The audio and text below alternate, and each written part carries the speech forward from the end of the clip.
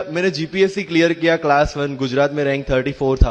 UPSC clear किया rank 570 IPS becoming the youngest IPS of Gujarat at such a early age and then people come to you and बोलते हैं आप बहुत नसीबदार है, यू आर वेरी लकी।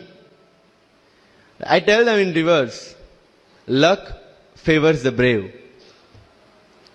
कोई अपना लक साथ में लेके नहीं आता, वो बनाना पड़ता है। अगर आपके पास रिस्क लेने का एटीट्यूड है, मैं गुजराती हूं and we know the business, and business का एक ही फंडा है, higher the risk higher the profit. So अगर 8:30 को आपका एक्सीडेंट होता है और 9 o'clock आप मेंस की एग्जाम देने जा सकते हैं, इंटरव्यू से पहले 1 महीने तक आप हॉस्पिटलाइज्ड है और उससे 1 वीक पहले आप दिल्ली जाके उसकी प्रिपरेशन कर सकते हैं, तो luck has to come with you. उसको आना पड़ेगा और आपको आईपीएस बनाना पड़ेगा। लोग बोलते हैं कि एक्सीडेंट के बाद आप जाके आए एंड ऑल, तो द सिंपल था कि मैं एग्जाम के लिए निकला, मेंस मेरा था, सुबह GS3 का पेपर था।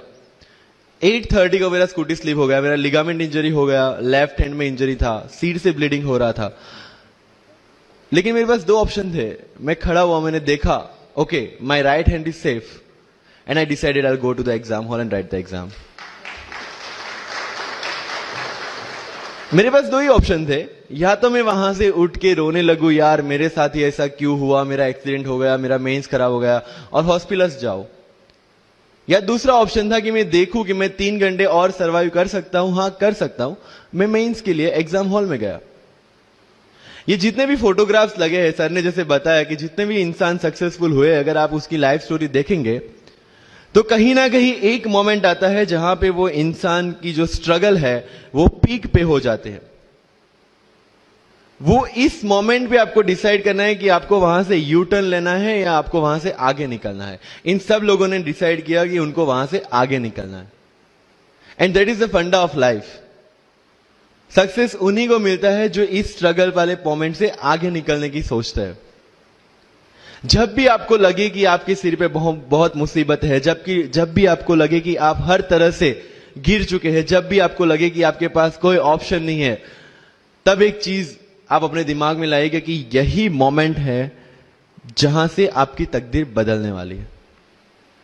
क्योंकि डायमंड जो होता है वो जितना ज्यादा घिसता है उतनी ज्यादा उसकी वैल्यू होती है। सोना जो होता है वो जितना ज्यादा तपता है उतनी उसकी वैल्यू होती है। अगर आप जिंदगी में तप रहे हैं, अगर आप जिंदगी में घिस रहे हैं, अगर आपको लग रहा है कि आप हर तरह से मुसीबतों में गिरे हुए हैं, तभी आपकी जो वैल्यू है वो बढ़ने वाली है।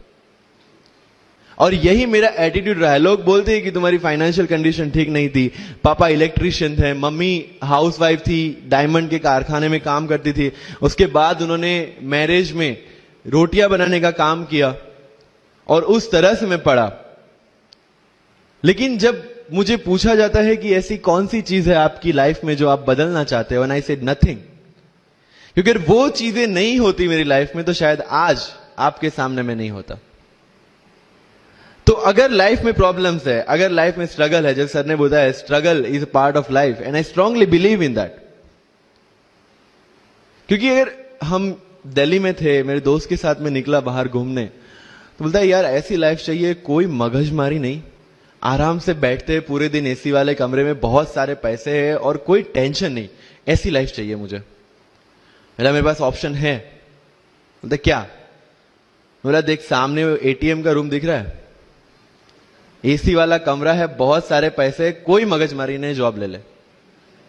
क्यों IAS IPS में दिमाग खराब कर रहा है?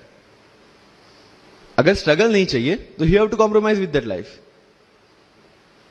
जब भारत वर्ष का सपना चंद्रगुप्त ने देखा, चाणक्य ने देखा, और उस भारत वर्ष को बनाने के लिए जब ये संघर्ष जारी था, और तब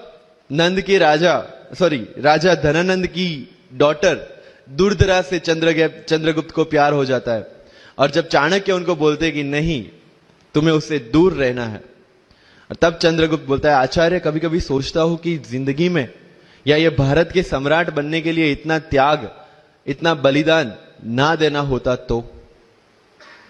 और तब चाणक्य रिप्लाई करते हैं तो हर कोई भारत का सम्राट होता।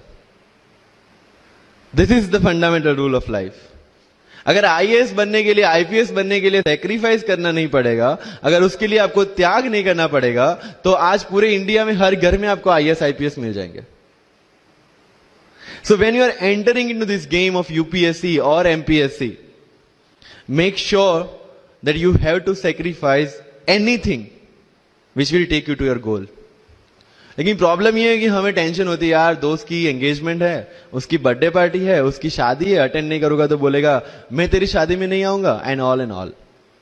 लेकिन बिलीव मी, जब आप आईएएस बन जाओगे, वो सामने से याद दिलाएगा, भाई इनविटेशन कार्ड नहीं भेजा तूने। समझ रहे हो? तो जो कुछ भी इसके लिए सेक्रीफाइस कर रहे हो, वो जब आप उस पोस्ट पे पहुंचोगे, सब कुछ वर्थ है, सब कुछ।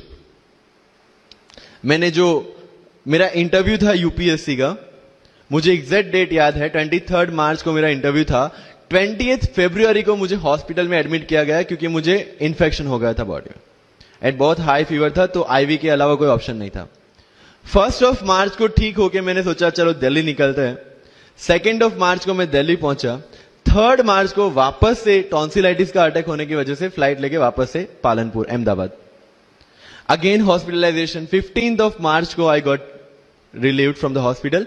16 मार्च को मैं दिल्ली पहुंचा और 23 मार्च को I gave my UPSC interview. तो 1 महीने का हॉस्पिटलाइजेशन। उसके बाद जब दिमाग में ये था कि मेरे साथ जो लोग इंटरव्यू दे रहे हैं वो 1 महीने से प्रिपरेशन कर रहे हैं, एंड 1 महीने से मैं हॉस्पिटल में था, again I thought this is the moment to prove yourself. I went to the interview और पूरे इंडिया में 2nd highest marks in interview for the entire life. कि जितने भी कंप्लेंट्स आपकी लाइफ में है, मैं यहां से आता हूं, मेरे पेरेंट्स ये करते हैं, मैं वो करता हूं, मेरा इंग्लिश अच्छा नहीं है, मेरा मैथ्स अच्छा नहीं है, ये सारे हमने अपने आप को दिए हुए एक्सक्यूजेस है।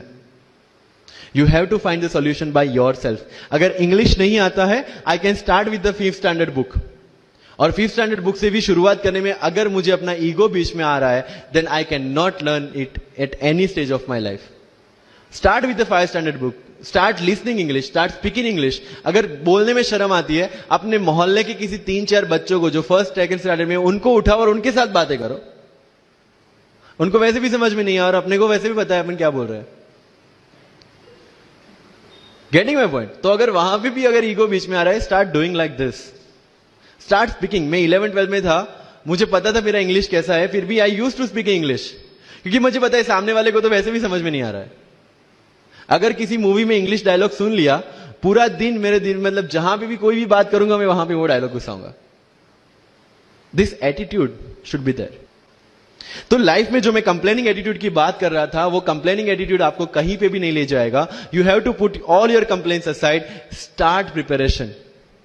क्योंकि आज तक दुनिया यह मानती थी कि एक भी शब्द बिना बोले हम अपनी बात एक्सप्रेस नहीं कर सकते। तब हमारे साथ थे चार्ली चैपलिन, जिन्होंने एक भी शब्द बिना बोले सारी दुनिया को एंटरटेन किया। आज भी दुनिया जब यह मानती है कि सिर्फ औरतें अच्छा खाना बना सकती है, हमारे सामने संजीव कपूर, जिन्होंने पूरी दुनिया को भारत का स्वाद चखाया। आज भी अगर दुनिया यह मानती है कि अकेले इंसान से कुछ नहीं हो सकता, हमारे सामने महात्मा गांधी, जो अकेले चले थे और पूरा देश उनके पीछे चला था। आज भी दुनिया अगर यह मानती है कि धनवान बनने के लिए धनवान घर में पैदा होना जरूरी है, हमारे सामने धीरूभाई अंबानी, जिन्होंने पूरी दुनिया को एक सपना दिखाया, कर लो दुनिया मुट्ठी में, और आज रिलायंस इंडस्ट्री वर्ल्ड की और इंडिया की सबसे बड़ी इंडस्ट्री है। आज भी दुनिया अगर यह मानती है कि हम कम एज, ज्यादा एज में कुछ नहीं कर सकते, हमारे सामने अमिताभ बच्चन, जो आज भी 1 साल में 3 ब्लॉकबस्टर मूवीज देते हैं। अगर आप ये मानते हैं कि सिविल सर्विस में आने के लिए आपका बैकग्राउंड होना जरूरी है, आपके सामने Shahrukh Khan without any background आज भी बॉलीवुड का बादशाह है। अगर आज तक दुनिया ये मानती थी कि हम सिर्फ धरती पे रहने के लिए बने हैं, हमारे सामने नील आर्मस्ट्रॉन्ग,